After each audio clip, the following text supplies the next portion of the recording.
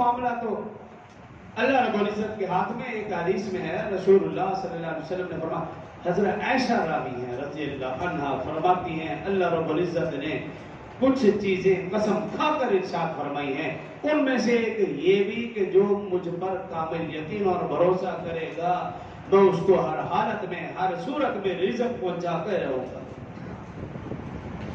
رزق پہنچا کے رہوں گا. یہ اللہ پاک کا وعدہ. ایک اور حدیث میں رسول اللہ صلی اللہ علیہ وسلم نے ارشاد فرمایا, روئے زمین پر جتنی بھی زراعت ہے, زراعت کے ہر دانے پر لکھا ہوا ہے بسم اللہ الرحمن الرحیم فلاں بن فلاں. تفسیر قرطبی کے اندر بھی یہ روایت موجود ہے.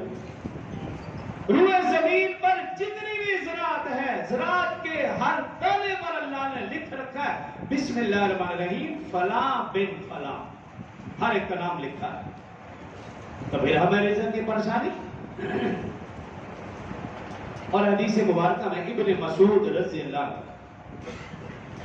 کہ روزانہ ملک الموت فرشتہ روزانہ جب سورج نکلتا ہے اعلان کرتا ہے, روزانہ اعلان کرتا ہے کہ اے انسان آج کا دن تیری زندگی میں پھر کبھی نہیں آئے گا, تو جتنے نیک اعمال کر سکتا ہے, جتنی نیکیاں لکھوا سکتا ہے لکھوا لے, یہ دن پھر کبھی نہیں آئے گا.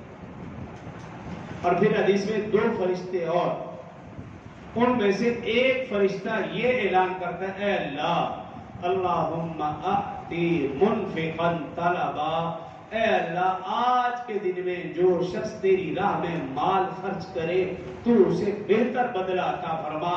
دوسرا فرشتہ یہ اعلان کرتا ہے اللہم اعطی ممسکا طلبا, اے اللہ آج کے دن میں جو شخص اپنا مال روک کر رکھ دے تو اس کے مال کو تباہ و برباد کرو. ملک الموت کا اعلان اپنی جگہ, ان 2 فرشتوں کا اعلان اپنی جگہ. یہ پوری حدیث مبارکہ. اس حدیث کی روشنی میں بھی ہم دیکھیں ہم روزانہ کتنے نیک اعمال کر رہے ہیں, اللہ کی راہ میں کتنا مال خرچ کر